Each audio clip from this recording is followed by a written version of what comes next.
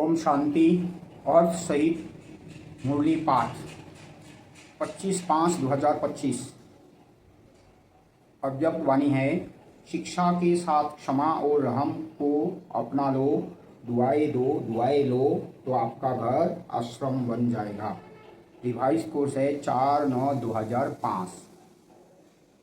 बाबा बोले, आज बाप दादा सर्व बच्चों के मस्तक में प्योरिटी की रेखाएं देख रहे हैं, क्योंकि ब्राह्मण जीवन का फाउंडेशन ही है पवित्रता।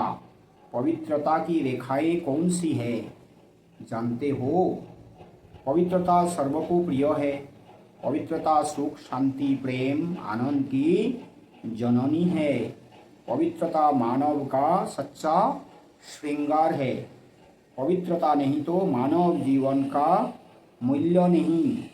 जैसे देखते हो देवताएं पवित्र है, इसलिए ही माननीय और पूजनीय है। पवित्रता नहीं तो मानव जीवन को आजकल देख रहे हो।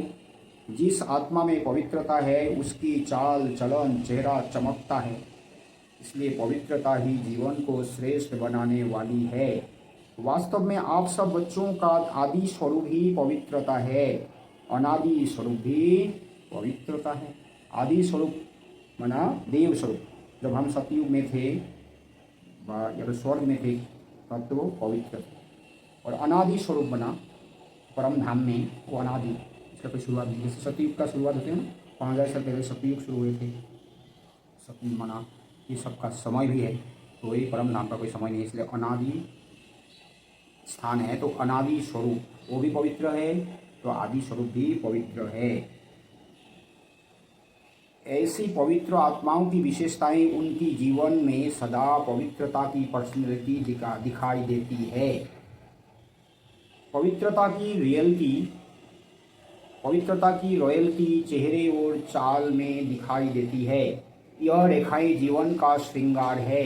रियलिटी है मैं अनादि आदि स्वरूप इस स्मृति से समर्थ बन जाता है। रॉयल्टी है स्वयं भी समान में और हर एक को सम्मान देकर चलने वाला। पर्सनैलिटी है सदा संतुष्टता और प्रसन्नता। स्वयं भी संतुष्ट और अन्य को भी संतुष्ट करने वाले। पवित्रता से प्राप्तियां ही बहुत हैं। बाप दादा ने आप सभी बच्चों को क्या क्या प्राप्ति कराई है वह जानते हो ना। कितने खजानों से भरपूर किया है। अगर प्राप्तियों को स्मृति में रखो तो भरपूर हो जाए। सबसे पहला खजाना दिया है ज्ञान का खजाना, जिससे जीवन में रहते दुख अशांति से मुक्त हो जाते। व्यर्थ संकल्प, नेगेटिव संकल्प, विकल्प, विकर्म से मुक्त हो जाते हैं। अगर कोई भी व्यर्थ संकल्प व विकल्प आता भी है तो ज्ञान के बल से विजयी बन जाते हैं। दूसरा खजाना है याद योग, जिससे शक्तियों की प्राप्ति होती है और शक्तियों के आधार से सर्व समस्याओं को, सर्व विघ्नों को सहज पार कर लेते हैं। तीसरा खजाना है धारणाओं का, जिससे सर्व गुणों की प्राप्ति होती है। और चौथा खजाना है सेवा का, जिससे सेवा करने से, जिसकी सेवा करते हो उसकी दुआएं मिलती है, खुशी प्राप्त होती है। तो मुख्य खजाना तो ये चार है, ज्ञान, योग, धारणा, सेवा। तो ज्ञान माना क्या है? ज्ञान माना तो बाबा बोलते हैं अल्प और बे, बाप और वर्षा। बाबा को जानना माना ही ज्ञान है। तो बाबा को जान जाते हैं तो क्या बनते हैं कि उनका व्यर्थ संकल्प, निगेटिव संकल्प, विकल्प, विकर्म से मुक्त हो जाते हैं, तो विजयी बन जाते हैं। दूसरा खजाना तो है याद व योग, माना बाबा को याद करेंगे तो बाबा से क्या मिलता है? शक्तियों की प्राप्ति होती है और समस्याओं को सहज पार कर लेते हैं। तो तीसरा खजाना है धारणाओं का। धारणा माना ही तो गुणों की प्राप्ति, माना बाप समान बनना। तो बाबा को याद करें, जानेंगे, बाबा को यथार्थ याद करेंगे तो बाप समान बनेंगे। और चौथा खजाना है सेवा का, जिससे सेवा करने से, जिसकी सेवा करते हो उसको दुआई मिलती है, खुशी प्राप्त होती है। तो सेवा माने तो सबको बाबा का परिचय देना है।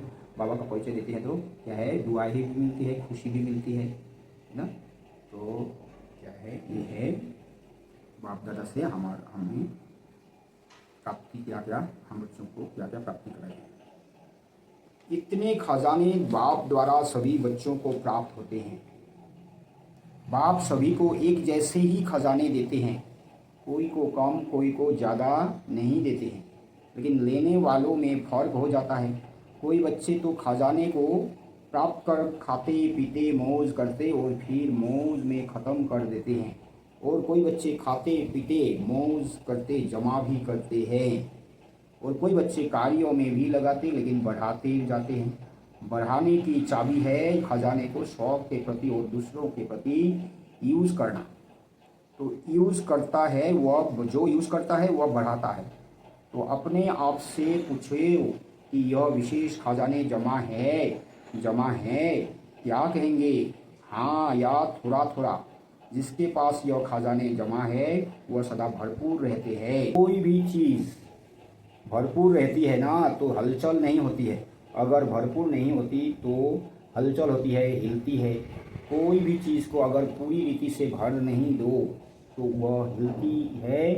तो यहाँ भी अगर सर्व खजानों से भरपूर नहीं है तो हलचल होती है। क्या हलचल की होती है? सर्व खजाना ज्ञान योग धारणा सेवा, चारों खजानों से संपन्न नहीं होने से हलचल होती है। सदा यह नशा रहे कि बाप के खजाने मेरा जन्मसिद्ध अधिकार है। बाप ने दिया आपने लिया तो सब खजाने किसके हुए? आपके खजाने हैं ना, ज्ञान योग धारणा सेवा, तो अपना जन्मसिद्ध अधिकार है, आपके हो गए ना। तो जिसके पास खजाने हैं वह कितना नशे में रहता है। जैसे छोटा सा राजा का लड़का राजकुमार होता है, पता भी नहीं होता है कि बाप के पास क्या क्या खजाना है, लेकिन नशा रहता है कि बाप के खजाने मेरे खजाने हैं, और खजाने की खुशी में रहता है। अगर खुशी कम रहती है तो उसका कारण क्या होता है? बाप ने तो खजाने दिए हैं सुना, लेकिन एक हैं सुनने वाले, दूसरे हैं समाने वाले। जो समाने वाले हैं वह नशे में रहते हैं। बाबा के जो खजाना है वो समाना है, सिर्फ सुनने से नहीं होता है। आज नए नए बच्चे भी आए हैं। बाप दादा आप लकी बच्चों को आप सबके भाग्य की मुबारक दे रहे हैं। अपने भाग्य को पहचाना, सबके अपने भाग्यों की मुबारक दे रहे हैं। अपने भाग्यों को पहचाना है। परमात्मा प्यार, अविनाशी प्यार जो सिर्फ एक जन्म नहीं चलता, अनेक जन्म सदा ही प्यार कायम रहता है। क्योंकि यह जो समय चल रहा है यह समय भी संगम युग, भाग्यवान युग है। सतयुग को भी भाग्यवान कहते हैं, लेकिन वर्तमान संगम युग का समय इससे भी भाग्यवान है। क्यों? इस संगम युग में ही बाप द्वारा अखंड भाग्य का वरदान वर्षा प्राप्त होता है। तो ऐसे संगम युग में भाग्यवान समय में आप सभी अपना भाग्य लेने के लिए पहुंच गए हो। बाप दादा बच्चों को बहुत एक सहज पुरुषार्थ की विधि सुनाते हैं। सहज चाहते हो ना, मुश्किल तो नहीं चाहते हो ना। इन बच्चों को पुरानों को तो भाग्य की सहज विधि मिली है ना, सबसे सहज। और कुछ भी नहीं करना, सिर्फ एक बात करना। एक बात तो कर सकते हो ना, हाँ करो या ना करो, कहो हाँ जी। तो सबसे सहज विधि है। अमृत वेले से लेके सबको जो भी मिले उससे दुआएं लो और दुआएं दो। चाहे क्रोधी भी आवे लेकिन आप उसको भी दुआएं दो और दुआएं लो, क्योंकि दुआएं तीव्र पुरुषार्थ का बहुत सहज यंत्र है। जैसे साइंस में रॉकेट है ना, तो कितना जल्दी कार्य कर लेता है, ऐसे दुआएं देना और दुआएं लेना यह भी एक बहुत सहज साधन है आगे बढ़ने का। अमृत वेले बाप से सहज याद से दुआएं लो और सारा दिन दुआएं दो और दुआएं लो। यह कर सकते हो तो हाथ उठाओ। कोई बद्दुआ दे तो क्या करेंगे? आपको बार बार तंग करे तो देखो, आप परमात्मा के बच्चे, दाता के बच्चे, दाता हो ना, मास्टर दाता तो हो। तो दाता का काम क्या होता है? देना। तो सबसे अच्छी चीज़ है दुआएं देना। कैसा भी व्यक्ति हो लेकिन है तो आपका भाई बहन। परमात्मा के बच्चे तो भाई बहन हो ना, तो परमात्मा का बच्चा है, मेरा ईश्वरीय भाई है, ईश्वरीय बहन है, उसको क्या देंगे? बद्दुआ देंगे क्या? बाप कभी बद्दुआ देता है? देगा? देता है?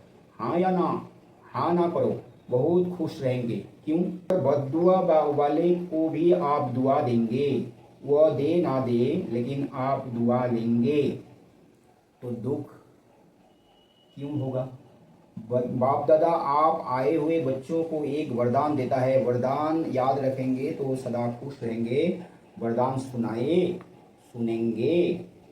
वरदान है अगर आपको कोई दुख दे तो भी आप दुख लेना नहीं, वो दे लेकिन आप नहीं लेना, क्योंकि देने वाले ने दे दिया लेकिन लेने वाले तो आप हो ना। देने वाला लेने वाला नहीं है। अगर वह बुरी चीज देता है, दुख देता है, अशांति देता है, तो बुरी चीज है ना। आपको दुख पसंद है? नहीं पसंद है ना, तो बुरी चीज हो गई ना। तो बुरी चीज ली जाती है क्या? कोई आपको बुरी चीज देवे तो आप लेंगे? नहीं लेंगे। तो लेते क्यों हो? लेते हो ना। अगर दुख लेते हो तो दुखी कौन होता है? आप होते हो या वह होते हैं? लेने वाला ज़्यादा दुखी होता है। अगर अभी से दुख लेंगे नहीं तो आधा दुख तो आपका दूर हो गया। लेंगे ही नहीं ना, और आप दुख के बजाय उसको सुख देंगे तो दुआएं मिलेगी ना। तो सुखी भी रहेंगे, वो दुआओं का खजाना भी भरपूर होता जाएगा। हर आत्मा से कैसी भी हो आप दुआएं लो, शुभ भावना शुभ कामना रखो। कभी कभी क्या होता है, कोई ऐसा काम करता है ना तो कोशिश करते हैं शिक्षा देने की, इसको ठीक कर दूं, शिक्षा देते हो, शिक्षा दो, लेकिन शिक्षा देने की सर्वोत्तम विधि है कि क्षमा का रूप बन के शिक्षा दो। सिर्फ शिक्षा नहीं दो, रहम क्षमा भी करो और शिक्षा भी दो। दो शब्द याद रखो, शिक्षा और क्षमा, रहम। अगर रहम दिल बन के उनको शिक्षा देंगे तो आपकी शिक्षा काम करेगी। अगर रहम दिल बन के नहीं देंगे तो शिक्षा एक कान से सुनेंगे, दूसरे कान से निकल जाएगी, शिक्षा धारण नहीं होगी। ऐसे है ना, अनुभव है। आप भी किसका शिक्षक तो नहीं बन जाते। शिक्षक बनना जल्दी आता है, लेकिन क्षमा करना दोनों साथ साथ चाहिए। अभी से रहम करने की विधि है शुभ भावना शुभ कामना। जैसे कहते हैं ना, सच्चा प्यार पत्थर को भी पानी कर देता है, ऐसे ही क्षमा स्वरूप से शिक्षा देने से आपका कार्य जो चाहते हो यह नहीं करे, यह नहीं हो, वह प्रत्यक्ष दिखाई देगा। आपके रहम दिल बन शिक्षा देने का प्रभाव, उसकी कठोर दिल भी परिवर्तन हो जाएगी। तो क्या वरदान मिला? ना दुख देना ना दुख लेना। पसंद है तो सभी अभी लेना नहीं, गलती नहीं करना। जब बाप दुख नहीं देता तो फॉलो फादर तो करना है ना, कर रहे हैं। कभी कभी थोड़ा डांट देते हो, डांटना नहीं, रहम करो, रहम के साथ शिक्षा दो।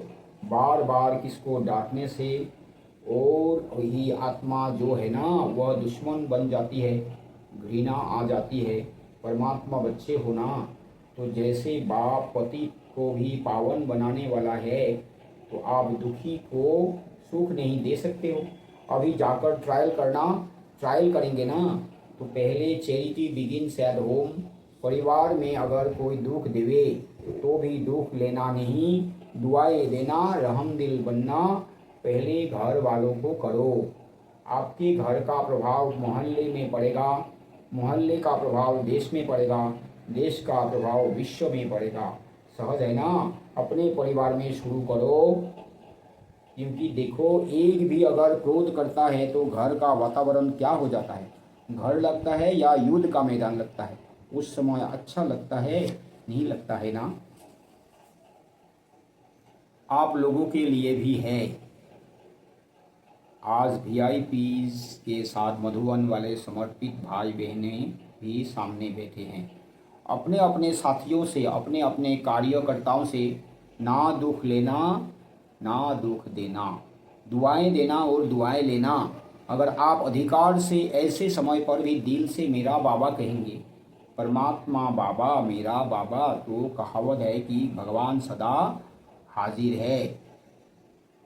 अगर आपने दिल से अधिकार रूप में ऐसे समय पर मेरा बाबा कहा तो बाप हजूर हाजिर हो जाएगा, क्योंकि बाप किस लिए है? बच्चों के लिए है ना, तो है। और अधिकारी बच्चे को बाप सहयोग नहीं दे, यह हो ही नहीं सकता, असंभव। तो परिवर्तन करके जाना, जैसे आए वैसे नहीं जाना, परिवर्तन करके ही जाना। क्योंकि देखो, इतना खर्चा करके आए हो, टिकट तो लगी ना, खर्चा भी किया, समय भी दिया, तो उसकी वैल्यू तो रहेंगे ना। तो वैल्यू है स्व परिवर्तन से पहले घर का परिवर्तन, फिर विश्व का, देश का परिवर्तन। आपका घर आश्रम बन जाए, घर नहीं आश्रम। वैसे शास्त्र भी कहते हैं गृहस्थ आश्रम, लेकिन आज आश्रम नहीं है। आश्रम अलग है, घर अलग है। तो घर को आश्रम बनाना, दुआएं देना और लेना, यह आश्रम का कार्य है। आपका घर मंदिर बन जाएगा, मंदिर बन जाएगा। मंदिर में मूर्ति क्यों क्या करती है? दुआएं देती है ना। मूर्ति के आगे जाकर क्या करते हैं? दुआ दो, मर्सी मर्सी करके चिल्लाते हैं। तो आपको भी त्याग देना है, दुआ। ईश्वरीय प्यार दो, आत्मिक प्यार, शरीर का प्यार नहीं, आत्मिक प्यार। आज प्यार है तो स्वार्थ का प्यार है, सच्ची दिल का प्यार नहीं है। स्वार्थ होगा तो प्यार होगा, देंगे, स्वार्थ नहीं होगा तो डोंट प्यार। तो आप क्या कहेंगे, क्या करेंगे? तो आप क्या करेंगे? आत्मिक प्यार देना, दुआ देना, दुख ना लेना, ना दुख देना। देखो, आपको चांस मिला है, बाप दादा को भी खुशी है।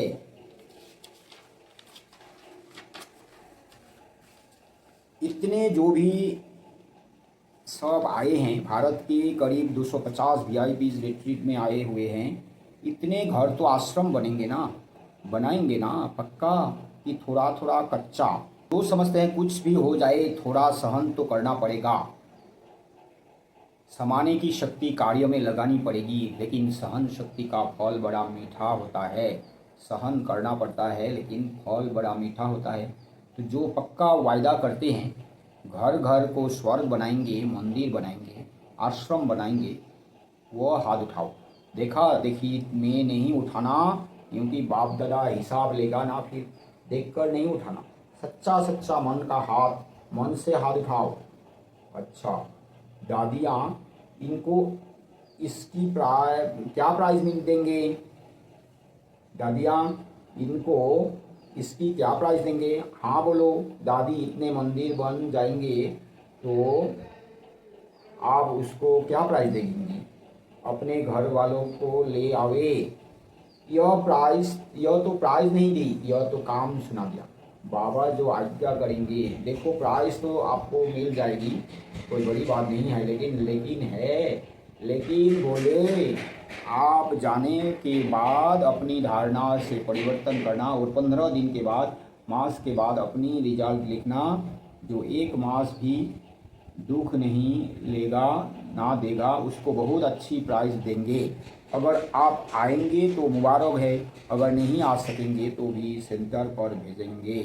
अच्छा, चारों ओर के देश विदेश के बच्चों की याद बाप दादा को मिली है। चाहे फ़ोन द्वारा याद भेजी है, चाहे पत्र द्वारा, चाहे दिल में याद किया, तो बाप दादा सभी बच्चों को, चाहे भारत के चाहे विदेश के, रिटर्न में दुआएं और याद प्यार पदम गुना दे रहे हैं।